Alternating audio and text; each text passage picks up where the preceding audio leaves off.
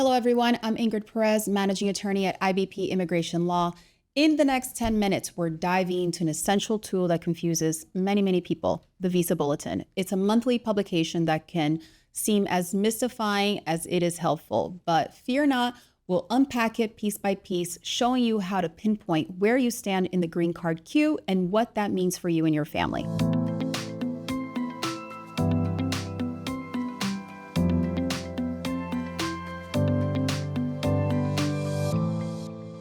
Produced by the U.S. Department of State, the Visa Bulletin is the green card application traffic light.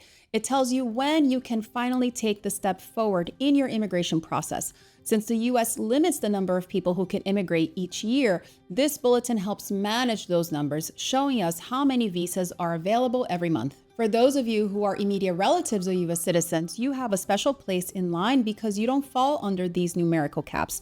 Immediate relatives like spouses, unmarried children under 21, and parents of U.S. citizens can get their green cards once their applications are processed with no further delays. But why is there even a backlog? It all comes down to supply and demand. Each year, the U.S. allocates a limited number of green cards across various categories and countries.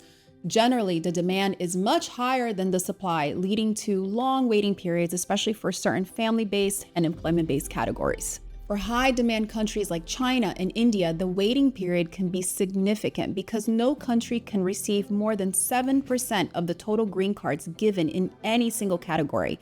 This means applicants from these countries have to wait years, sometimes even decades, to get closer to their American dream. Let's delve into family-based preference categories, designated as an F followed by a number. F1 includes unmarried sons and daughters of U.S. citizens who are 21 years and older. F2A captures spouses and unmarried children under 21 of permanent residents. F2B includes unmarried sons and daughters of permanent residents who are 21 years or older. F3 category is for married sons and daughters of U.S. citizens. And the F4 category includes siblings of U.S. citizens who are at least 21 years old. But here's a pro tip. The F2A category often processes faster than the others due to its larger visa allocation, and there's no per-country limit like other family-sponsored preferences. Now, the Visa Bulletin is divided into several employment-based categories, each with different priority date cutoffs. Let's go over them. The EB1. This category is for individuals with extraordinary abilities, outstanding professors or researchers, and multinational executives or managers. Typically, the EB1 category moves faster than others, but demand can still lead to wait times, specifically for applicants from high-demand countries. EB2. This category is for professionals with advanced degrees or exceptional abilities. Applicants from India and China often experience longer wait times in the EB2 category due to higher demand. The EB3 category includes skilled workers and professionals with at least a bachelor's degree, as well as other workers. This category also experiences high demand, particularly for applicants from India and China. EB4, these are special immigrants like some religious workers. And EB5, this is for the employment creation through high investment. Now, to make sense of the Visa Bulletin, you must know certain terms. So here's a little vocabulary lesson. Priority date. That is like your spot on the invisible list. Generally, the date when your petition was filed. Current. Current on the bulletin indicates that there's no line and you can proceed with your application. Chargeability area refers to the country linked to your application, and it's crucial for identifying country gaps. Immediate relatives are your family members who won't need to wait for a visa availability. Spouses, children under 21, and parents of U.S. citizens. Cutoff date is the pivot detail that decides who's currently being processed. If your priority date is before this cutoff date, you're in business. If it's after, you have to wait. There are two parts to the Visa Bulletin that you need to watch. Section A, which is the final action dates, is the part of the chart that tells you when an immigrant visa or green card might land in your hand, as those whose priority dates fall before these dates are eligible for visa issuance. Section B, dates for filing, signals when you can gear up by submitting your visa or green card application. This section is particularly advantageous for applicants living outside of the United States, as it provides an initial roadmap of when you can begin prepping your official documents and applications. Those in the United States can also use this section to determine when to apply for their I-485 adjustment of status, work authorization, and travel authorization. There's a caveat here.